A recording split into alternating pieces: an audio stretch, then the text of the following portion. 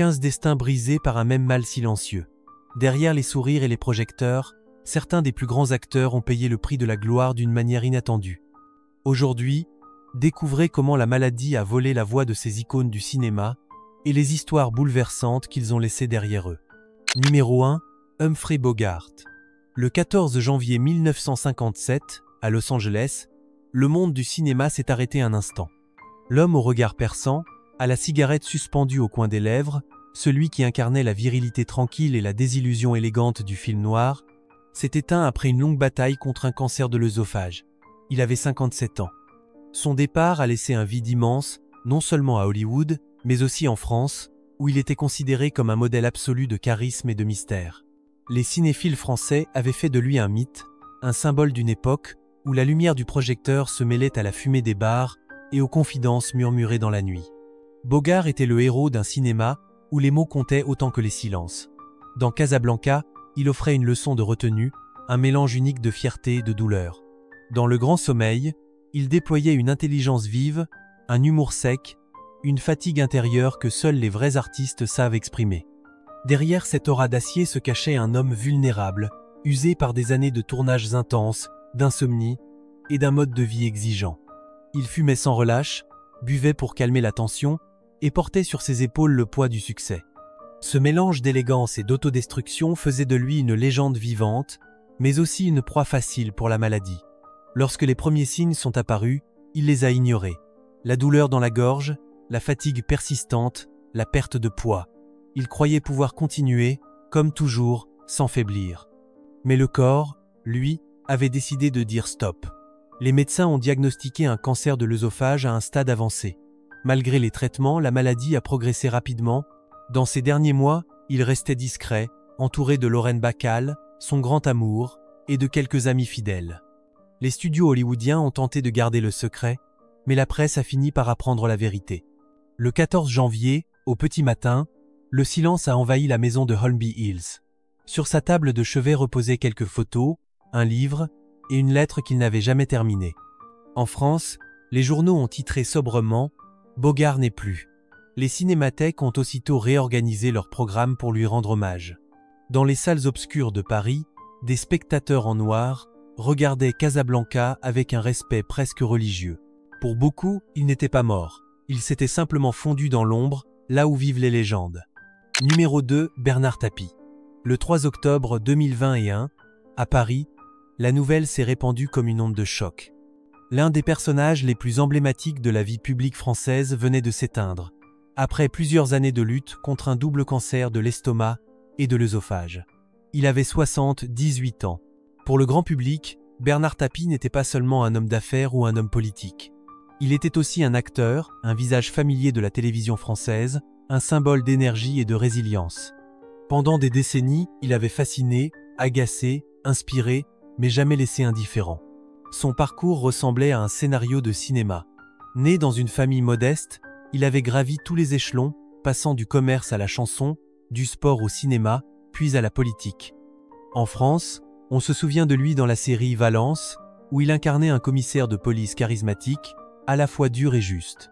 Ce rôle lui allait à merveille, car il y mettait beaucoup de lui-même. La détermination, la révolte, la foi dans la seconde chance. Dans la vie réelle, il affrontait les obstacles avec la même intensité qu'un héros de fiction. Les épreuves judiciaires, les critiques, les revers financiers, rien ne semblait pouvoir l'abattre. Mais le corps, lui, finit par réclamer son dû. En 2010 à 7, les médecins lui ont annoncé la présence d'une tumeur.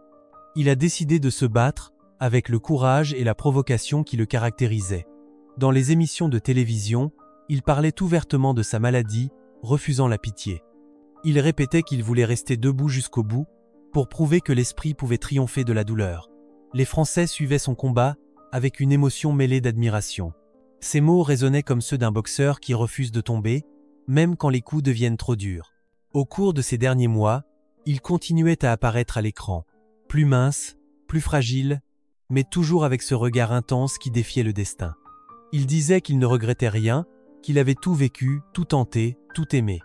Le 3 octobre, dans la sérénité de son domicile, il a rendu les armes, entouré de sa famille. Les hommages ont afflué de toute la France. Les chaînes de télévision ont diffusé des extraits de ses rôles, ses discours, ses interviews marquantes. Sur les réseaux, des milliers de messages ont salué un homme de feu, un battant, un artiste de la vie. Beaucoup ont écrit qu'il leur manquerait, non pas pour ce qu'il possédait, mais pour ce qu'il représentait, la volonté de ne jamais plier, même face à l'inévitable.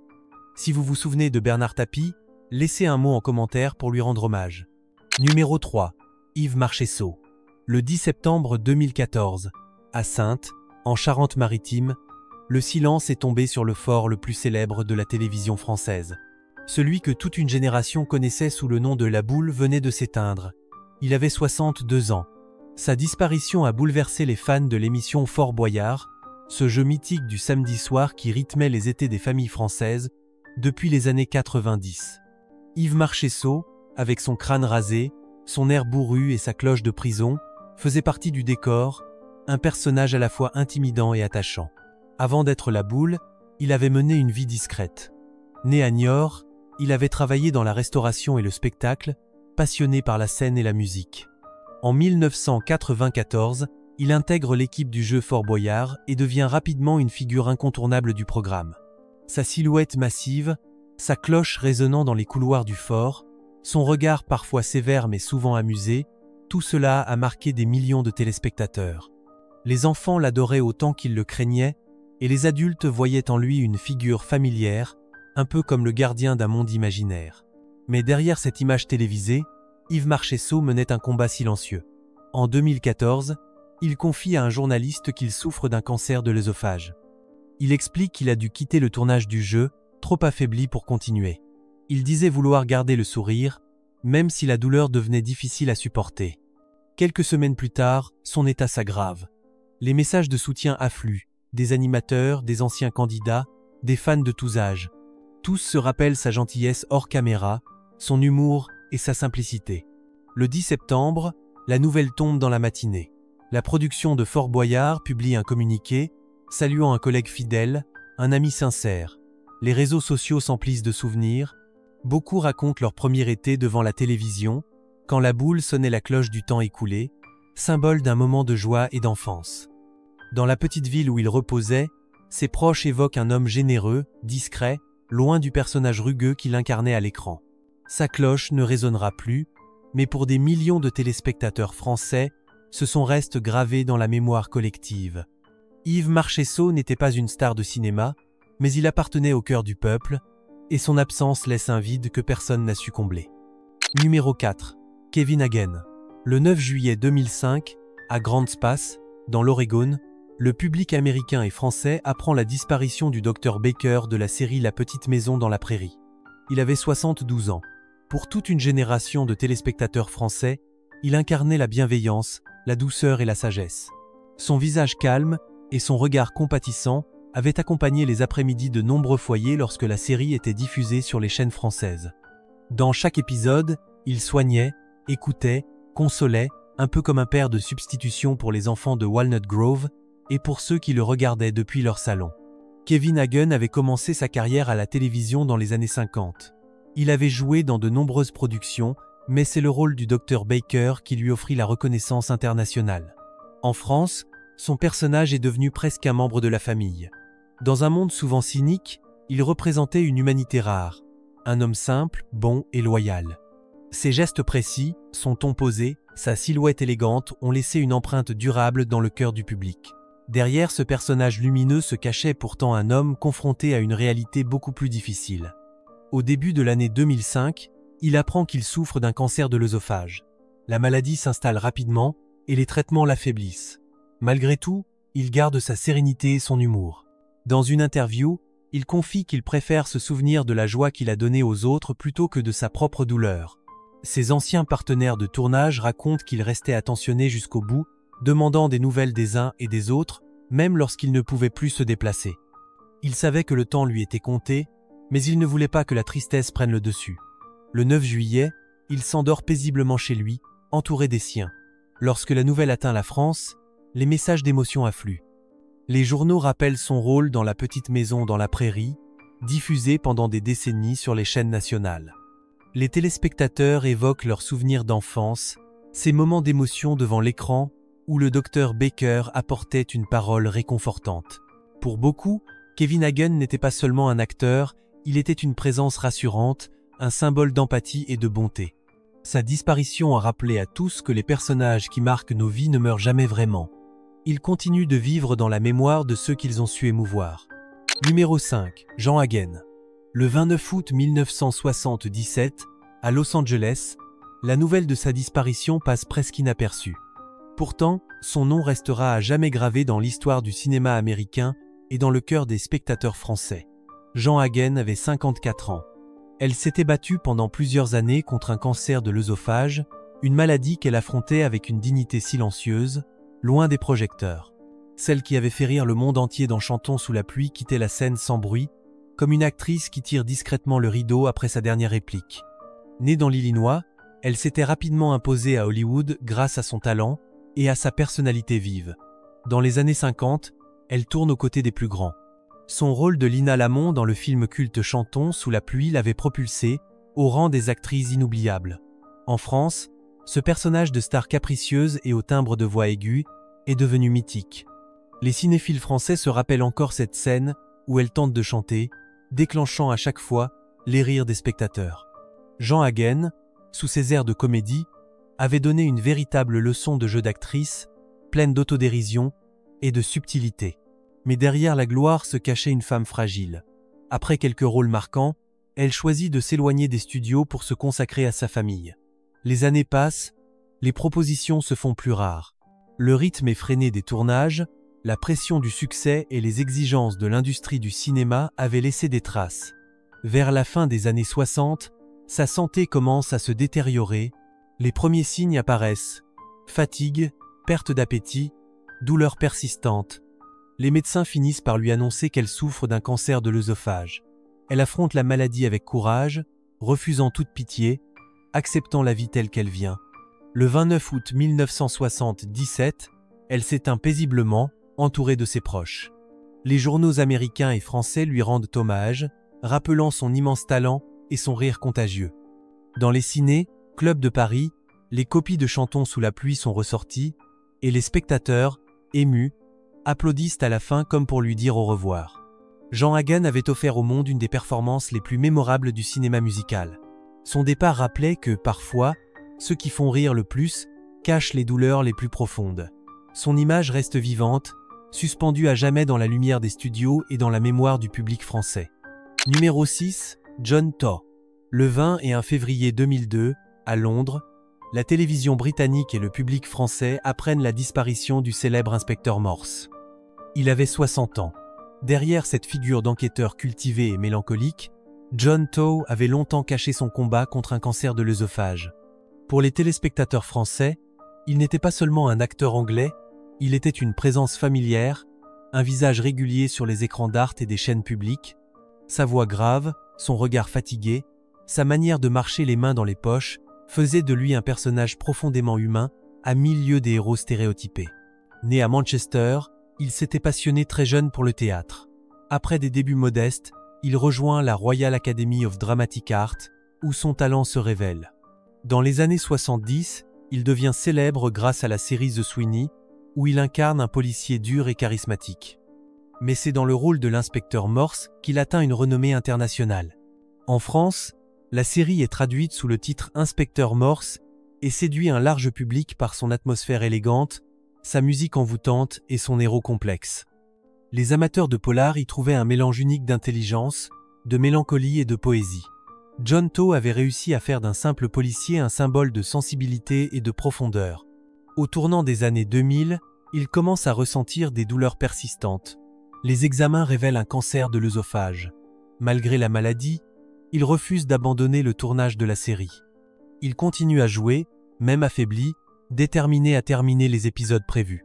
Son professionnalisme impressionne toute l'équipe. Ses partenaires racontent qu'entre deux prises, il s'asseyait quelques instants pour reprendre son souffle, puis se relevait en disant qu'il fallait avancer. Il n'aimait pas se plaindre, ni attirer la compassion. Pour lui, le travail restait une manière de rester vivant. Le 20 et 1 février 2002, il s'éteint dans sa maison, entouré de sa famille. Le Royaume-Uni lui rend un hommage national. En France, Les magazines de télévision publient sa photo en couverture, avec ces mots simples « Adieu Morse ». Les téléspectateurs partagent leur émotion, rappelant les soirées passées devant l'écran, captivés par ce détective mélancolique qui aimait la musique classique et un bon verre de bière. John Tow laisse derrière lui une œuvre discrète mais inoubliable. Sa disparition rappelle que certains rôles deviennent des compagnons de vie pour ceux qui les regardent, et que le talent, quand il est sincère, traverse le temps. Si vous avez connu l'inspecteur Morse, partagez vos souvenirs dans les commentaires. Numéro 7. Ron Silver. Le 15 mars 2009, à New York, la scène artistique américaine perd l'un de ses visages les plus intenses et les plus respectés. Il avait 62 ans, Ron Silver était connu en France pour son charisme singulier, sa voix grave et son regard perçant. Les amateurs de cinéma et de séries le reconnaissaient immédiatement. Il avait cette présence rare, celle d'un homme qui n'avait pas besoin de parler fort pour imposer le silence. Son décès, à la suite d'un cancer de l'œsophage, a ému profondément le monde du spectacle, aussi bien aux États-Unis qu'en Europe, où son talent était reconnu et admiré. Ron Silver n'était pas un acteur comme les autres. Né à New York, il avait étudié la philosophie et l'histoire avant de se tourner vers le théâtre. Son intelligence et sa curiosité donnaient à chacun de ses rôles une profondeur inhabituelle. Dans les années 80, il devient célèbre pour ses performances marquantes dans Reversal of Fortune et Silkwood, des films salués par la critique et largement diffusés en France. Il n'était jamais dans la superficialité. Chaque regard, chaque silence, chaque geste portait une signification. Dans les années 2000, il atteint une nouvelle notoriété grâce à la série The West Wing, connue du public français sous le titre À la Maison Blanche. Il y incarnait un conseiller politique brillant, un rôle qui semblait écrit pour lui. En 2003, les premiers symptômes apparaissent. La fatigue, la difficulté à avaler, la perte de poids. Les médecins diagnostiquent un cancer de l'œsophage. L'annonce le surprend, mais il refuse la résignation. Pendant plusieurs années, il poursuit son travail, acceptant encore des rôles, participant à des conférences, défendant des causes humanitaires. Ceux qui l'ont côtoyé racontent un homme déterminé, lucide, qui affrontait la réalité avec courage. Il ne cherchait pas à cacher sa maladie, mais à la comprendre, à la transformer en leçon de vie. Il disait souvent que l'important n'était pas la durée, mais la manière de vivre chaque instant. Le 15 mars 2009, il s'éteint paisiblement chez lui. Les hommages affluent du monde entier. En France, les journaux évoquent un acteur d'une rare intensité, un intellectuel passionné par la politique et la condition humaine. Sur les plateaux de télévision, ses collègues rappellent son humour, sa générosité, sa capacité à écouter les autres. Son départ laisse une empreinte forte, celle d'un homme complet, à la fois artiste, penseur et témoin de son époque. Ron Silver a prouvé que le talent véritable ne se mesure pas à la célébrité, mais à la vérité qu'il fait naître à l'écran. Numéro 8. Sylvia Sidney. Le 1er juillet 1999, à New York, une grande dame du cinéma s'en est allée. Elle avait 88 ans. Sylvia Sidney, avec son regard perçant et sa voix légèrement voilée, avait traversé près de 7 décennies de carrière. En France, son nom évoquait le glamour des années 30 et la fantaisie sombre des films de Tim Burton. Son départ, des suites d'un cancer de l'œsophage, a mis fin à une existence vouée à l'art, marquée par la grâce, le courage et une passion inépuisable pour le jeu. Née à New York dans une famille modeste, Sylvia Sidney rêve très tôt de scène. Dans les années 30, elle devient l'une des actrices les plus sollicitées d'Hollywood.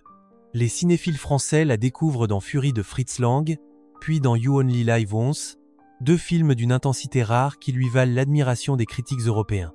Son visage, à la fois doux et mélancolique, inspire les réalisateurs du monde entier. Elle incarne les héroïnes vulnérables, victimes du destin ou de la société, avec une sincérité qui bouleverse. À cette époque, la France la considère comme une icône du cinéma américain classique, aux côtés de Bette Davis et Barbara Stanwyck. Après la guerre, elle continue de tourner, mais sa carrière connaît des hauts et des bas. L'arrivée de la télévision la pousse à se réinventer. Elle participe à des séries, joue au théâtre, enseigne le jeu d'acteur. Sa personnalité franche et son humour piquant lui valent le respect de ses pairs. Dans les années 80, Tim Burton la redécouvre et lui offre un second souffle avec Beetlejuice, puis Mars Attacks. Le public français est ravi de retrouver cette actrice qu'il croyait perdue. Son interprétation drôle et décalée d'une vieille médium grincheuse devient culte.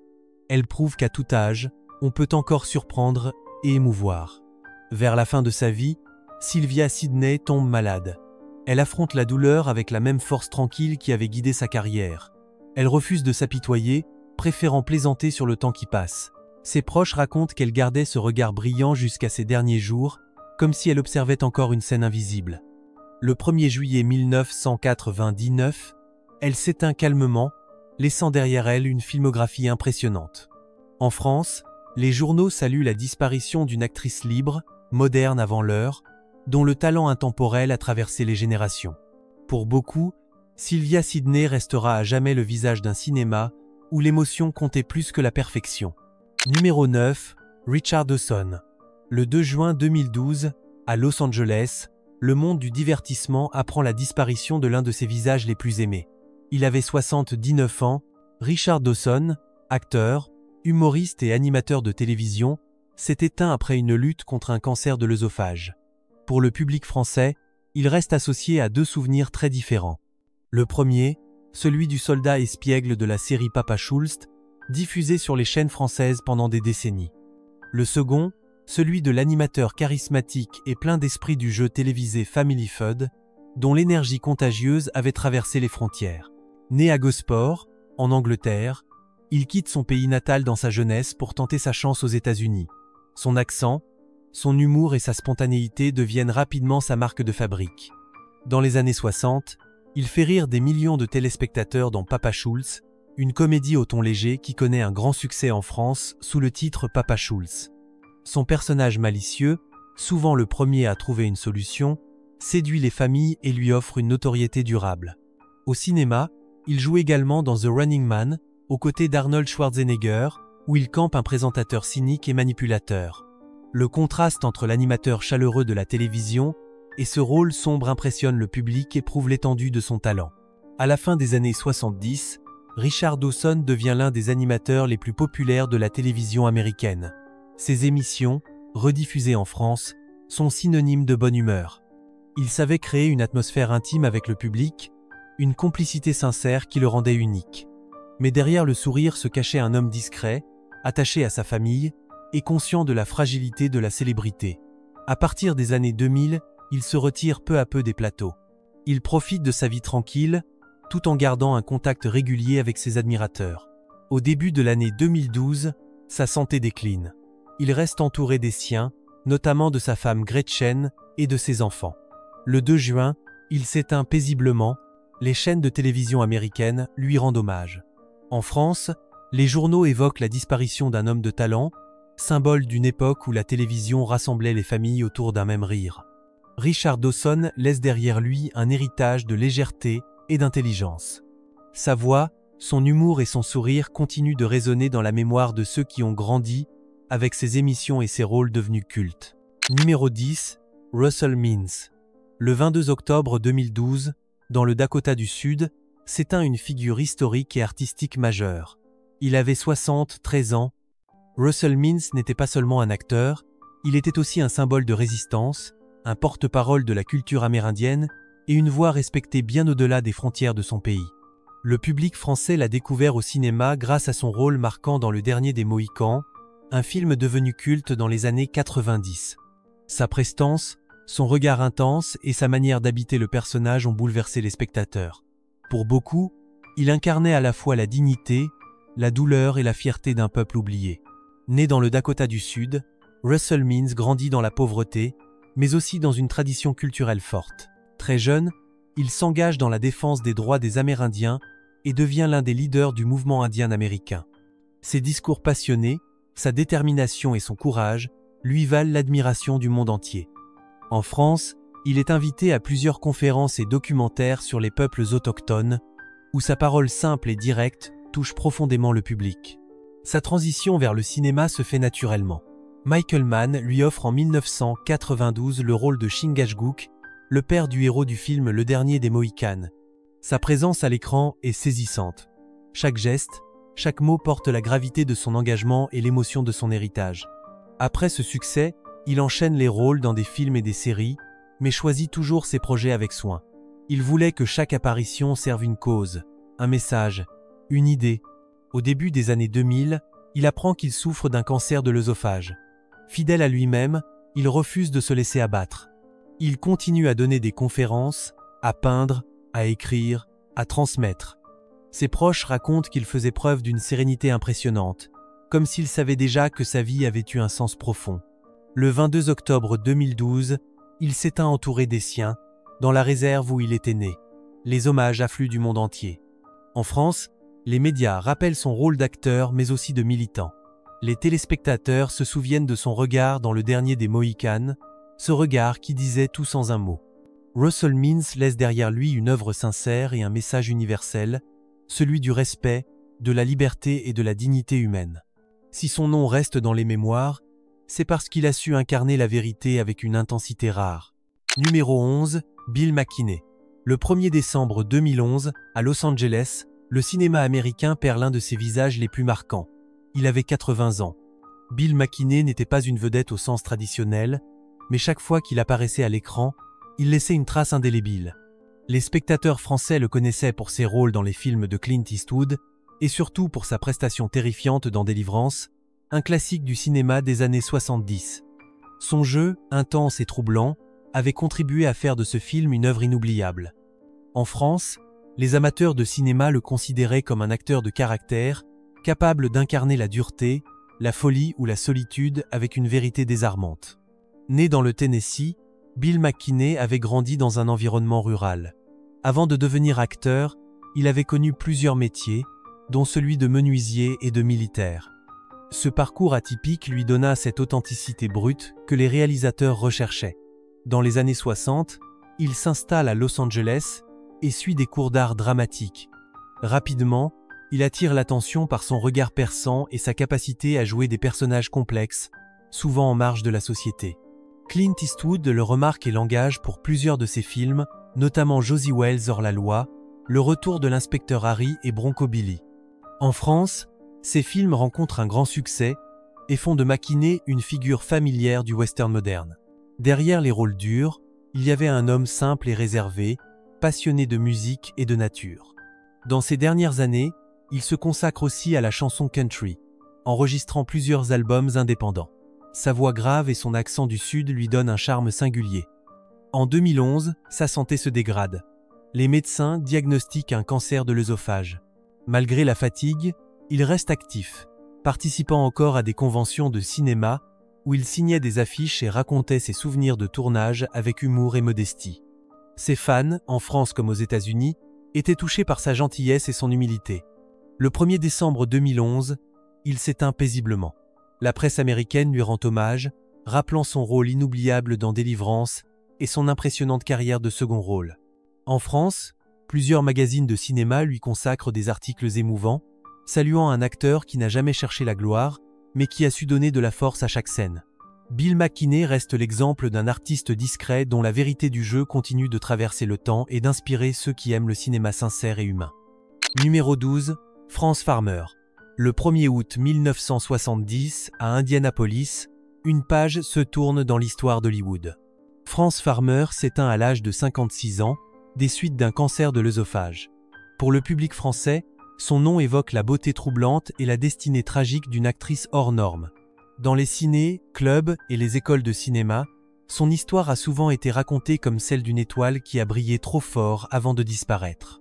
Sa vie, à la fois lumineuse et tourmentée, a inspiré des générations d'artistes et de spectateurs à travers le monde. Née à Seattle, Frances Farmer se distingue très jeune par son intelligence et sa rébellion. Elle remporte un concours d'écriture, puis étudie la littérature avant de se tourner vers le théâtre. À Hollywood, son talent est immédiatement remarqué. Dans les années 30, elle tourne aux côtés de Gary Cooper et Bing Crosby. Son jeu est naturel, moderne, en avance sur son temps. Les critiques français la décrivent comme une actrice d'une intensité rare, capable de mêler fragilité et puissance dans un même regard. Mais son franc-parler et son refus de se plier aux règles du système hollywoodien lui attirent des inimitiés. Elle veut choisir ses rôles, s'exprimer librement, ce qui était impensable pour une femme de cette époque. Sa carrière, prometteuse, est peu à peu freinée. Les studios la considèrent comme trop indépendante. Elle retourne au théâtre, où elle continue à jouer avec passion, mais les années difficiles commencent. Ses proches racontent une femme sensible, passionnée, parfois en décalage avec le monde qui l'entourait.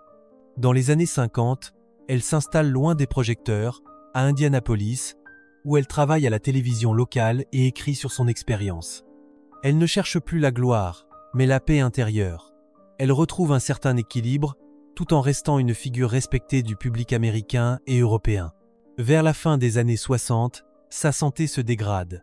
Elle garde le silence sur sa maladie, préférant continuer à apparaître à la télévision, toujours élégante, toujours digne. Le 1er août 1970, elle s'éteint calmement. En France, les cinéphiles redécouvrent son œuvre et la considèrent comme une pionnière du cinéma féminin. Son histoire inspire le film France, sorti dans les années 80, qui remet son nom au premier plan. France Farmer laisse derrière elle l'image d'une femme libre, talentueuse et courageuse, qui a préféré vivre selon ses convictions plutôt que de céder aux compromis de la célébrité. Numéro 13, Frank Thring. Le 29 décembre 1994, à Melbourne, l'Australie perd l'un de ses acteurs les plus singuliers. Il avait 68 ans. Frank Thring, avec sa voix grave et son regard pénétrant, était un visage que le public français n'a jamais oublié. Les spectateurs l'avaient découvert dans de grands films épiques comme Ben-Hur, Les Vikings ou Le Roi des Rois, des œuvres régulièrement diffusées à la télévision française et étudiées dans les écoles de cinéma. Son apparence majestueuse et son ton théâtral avaient fait de lui un acteur inoubliable, souvent choisi pour incarner les puissants, les orgueilleux ou les déchus. Né à Melbourne, Frank Thring était le fils d'un important producteur de cinéma. Dès son plus jeune âge, il baigne dans l'univers du spectacle. Il débute sur scène, où sa diction parfaite et sa prestance imposante impressionnent le public. Dans les années 50, Hollywood s'intéresse à lui. Les réalisateurs voient en lui un comédien capable de donner une dimension presque mythologique à leur personnage. En France, son interprétation du roi Hérode dans Le Roi des Rois reste particulièrement marquante. Sa manière de mêler cruauté et élégance fascinait les spectateurs. Sa présence seule suffisait à remplir l'écran. Dans la vie réelle, Frank Thring était un homme cultivé, passionné de littérature et de musique. Il aimait les excentricités, les costumes élégants, et possédait un sens de l'humour tranchant. Derrière cette façade théâtrale, il menait une existence discrète, marquée par des problèmes de santé récurrents. Vers la fin des années 80, il commence à ressentir les premiers signes de la maladie. Les médecins diagnostiquent un cancer de l'œsophage. Il choisit de continuer à travailler, refusant de se laisser dominer par la douleur. Ses proches racontent qu'il plaisantait encore pendant les tournages, même lorsque la fatigue devenait insupportable. Le 29 décembre 1994, il s'éteint dans sa ville natale, entouré de ses amis et de ses souvenirs de scène. L'annonce de sa disparition suscite une vive émotion dans le monde du théâtre et du cinéma. En France, les journaux spécialisés rappellent sa contribution au cinéma épique et à l'art dramatique. Ses films sont rediffusés, ses dialogues réentendus avec admiration. Frank Thring n'a jamais été une vedette au sens populaire, mais il a marqué les esprits par son intensité et son raffinement. Sa voix, profonde et envoûtante, reste associée à une époque où le jeu d'acteur était une forme d'art presque sacrée. Sa disparition symbolise la fin d'une génération d'interprètes pour qui chaque rôle était une œuvre vivante. Numéro 14, Alec Ross. Le 21 décembre 1971, à Londres, le monde du théâtre britannique perd une de ses figures les plus respectées. Il avait 41 ans. Alec Ross n'était pas une star hollywoodienne, mais pour les spectateurs français amateurs de séries anglaises classiques, son nom évoquait un visage familier, une élégance sobre et une voix pleine de nuances. Sa mort, causée par un cancer de l'œsophage, met fin à une carrière prometteuse, empreinte de discrétion et de profondeur. Né à Londres, il s'intéresse très tôt à la comédie et entre au théâtre après la guerre. Il fait ses débuts sur les scènes du West End, où sa diction parfaite et sa sensibilité attirent rapidement l'attention. Il devient un acteur de théâtre reconnu avant de passer à la télévision, qui commençait alors à s'imposer comme un nouvel art populaire. En France, on le découvre à travers les séries britanniques diffusées dans les années 60, notamment The Avengers et Doctor Who. Sa présence distinguée et sa façon naturelle d'habiter les personnages font de lui un acteur très apprécié des téléspectateurs francophones. Alec Ross n'avait rien de spectaculaire. Son jeu reposait sur la retenue, la précision et l'humanité. Il incarnait souvent des rôles d'homme calme, réfléchi, parfois mélancolique. Son épouse, l'actrice Sheila Hancock, racontera plus tard qu'il travaillait avec une rigueur admirable cherchant toujours à comprendre la vérité d'un personnage avant de le jouer. Dans les coulisses, il était connu pour sa gentillesse, sa politesse et son humour discret. Il représentait une certaine idée du comédien britannique, attaché à la qualité plutôt qu'à la gloire.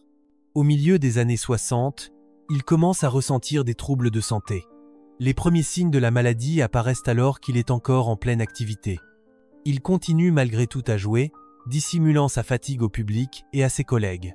Sa détermination impressionne ceux qui le côtoient. Même affaibli, il reste fidèle à la scène, qu'il considère comme un refuge. Les médecins confirment plus tard un cancer de l'œsophage.